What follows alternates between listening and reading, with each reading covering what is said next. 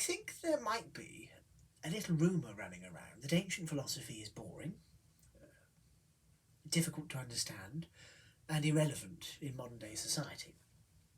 Now, speaking as an ancient philosopher myself, that is to say, someone who studies ancient philosophy, I wasn't alive over 2,000 years ago, although I would be, a hint of grey as I have, doing rather well if I did.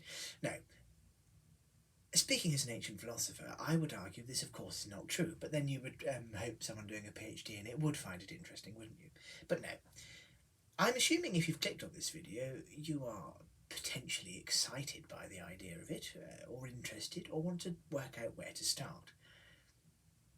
And so this video is designed, in as much as anything, to be a gentle ease in. Ancient philosophy is the hot bath, and I, in my capacity here as your advisor, suggest a gentle ease in, lowering into the bubbling liquid. I can't promise you won't get scolded, I merely suggest this as an alternative, perhaps. That made no sense at all, but there we are. It sounded rather exciting and interesting, which is the main thing. So there's a lot of ancient philosophy books out there, that is beyond doubt. I have just a small selection here, which I picked off the shelf. There are even more over here behind me and variously spread around. There are also two places where you might want to start. You might want to start by reading the actual texts themselves, so, something by Aristotle, or another thing by Aristotle. He just happens to be on top of the list because I picked them up alphabetically over there. Or you might want to start on something else, a secondary text that looks at the ancient texts, but from a modern perspective. I don't have any easy ones to hand that I can see.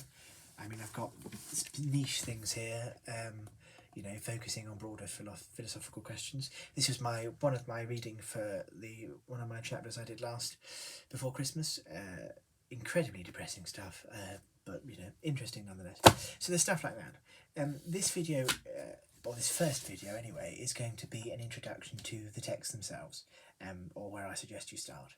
And I hope, if people enjoy this, I can do a second one talking about modern scholars and that sort of thing. So, let's start, if we may, with a couple of thoughts, which is, what do you want to get out of this as a concept? And also you need to consider what philosophical education, or lack of, you've had before. I'm going to start treating this with the idea that you've never done anything like this before, or read anything like this before. And so then we need to ask ourselves, where's the best place to start when we're talking about ancient philosophy? Now, in the classical sense, we very boringly say ancient philosophy and sort of tend to whitewash it, and that only refers to Greek or Roman philosophy. That's all I'm going to be talking about in this video, because that's all I know about, and I'd rather give you knowledge based on things that I know rather than pulling stuff out of my arse, which I can do, well, yes, but I'm not going to. So, where to start? If you've not read anything before, I think the best place to probably start, if you want to try and understand the nuanced understanding of how it develops, is probably at the beginning. As Julie Andrews always tells us, it's a very good place to start. So really, the best book for that, and this is what my first year undergraduates were reading last term in the module I did with them as well, is The First Philosophers, the Pre-Socratics and the Sophists. This particular one is by Oxford World Classics, and it's a translation by Robin Waterfield. Penguin also do a version of this, which is, I don't think it's called The First Philosophers, but it's something along those lines. I think, generally speaking, it's another important point to say here, is the translations themselves. This one is good. This one, when did Waterfield do this? Well, he was born in the 50s, so it must have been sometime after that, and it's at least first published 2000. So there you go. Okay, so this is only 22 years old. Now, as long as that sounds, that's quite good in terms of translation age. You can, find ones that occurred in the late Victorian period, and they're incredibly wordy and difficult to understand. Texts like this are going to be difficult to get your head around anyway, because they have complex ideas. The argumentation is different to anything you would necessarily have encountered if you've not really encountered philosophical things before. So then, why are these sorts of things great? Well, because the people who've translated these are also academics who study the subjects as well. So in Waterfield in particular, he gives you a sort of introduction to who the person is and general outline of what it is that they're going to be saying, and then gives you the translations that he has done of the bits that survive.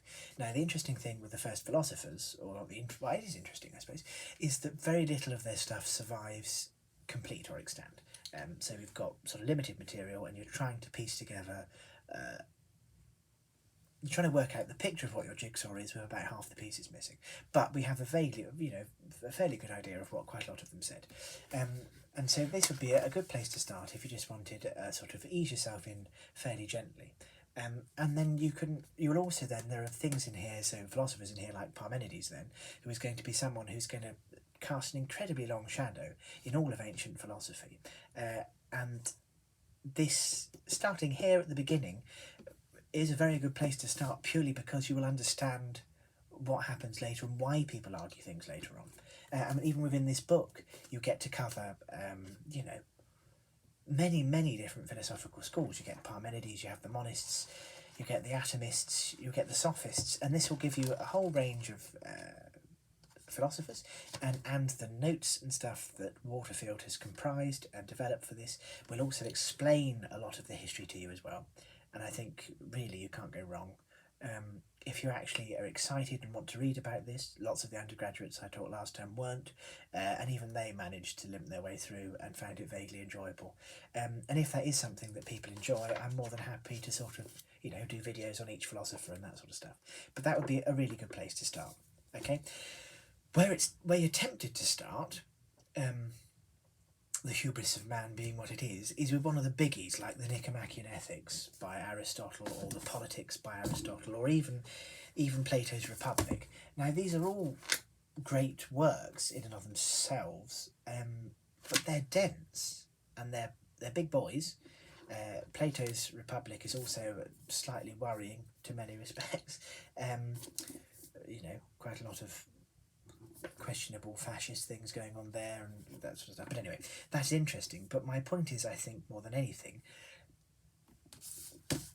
don't run before you can walk, because you will just fall on your face. Okay? They are tricky, brilliant books, but tricky. Very good philosophy, but, and here we come again, tricky. So why wouldn't you ease yourself in gently? If you don't necessarily want to start at the very beginning, but you want to dip into other things, perhaps other places to start would be some of the smaller Platonic dialogues. The most famous ones, this would be a good one then, the Defence of Socrates. So you've got his Apology, the Euphoro, and Crito. And this again is really fairly easy to read. It's written as a script in that sense, and gives you an introduction with notes to each section by the translator, who will be talking about what it is about, what they're arguing, and why they're arguing it. There are also notes in the back which will explain things to you if you don't understand it. And that would be a good place to start if you have a sort of vague knowledge of things but want to sort of warm it up again. So if you don't want to start with this one, maybe start with a collection of Plato's decent dialogues. Don't go for one of the weird, obscure ones, because you won't understand it. But I don't even understand it. Or you'll struggle to understand it, or it'll be difficult. And then, you're inclined to switch off. Whereas the whole point of this, when you're dipping your toe in, is to try and get to enjoy it. Another one, which obviously being a classicist focusing on Epicurean philosophy, I'm bound to suggest, would be Lucretius on the nature of the universe. This one is quite a long poem, originally in Latin, which has been translated, which will explain all of Epicurus's philosophy, most of it anyway. And that's just quite an interesting and enjoyable one anyway, and quite a nice bit of poetry as it goes. So that would be another one to start with. So the top 3 suggestions in the correct order are The First Philosophers by Waterfield, not necessarily by Waterfield, just a collection. You could get the Penguin one too, but I would recommend Oxford World Classics over and above that because it's slightly more recent. Plato's The Apology, or this one is The Defence of Socrates, the Euphophro and Crito, and then if you're really wanting to get extra bonus points from me, On the Nature of the Universe by Lucretius. Okay, I hope this has been helpful to you and that you've enjoyed it. Let me know in the comments if you've read any of these or if you disagree with me entirely. Also let me know if you would like me to do more videos about these particular books individually, because I'm more than happy to. Stay safe,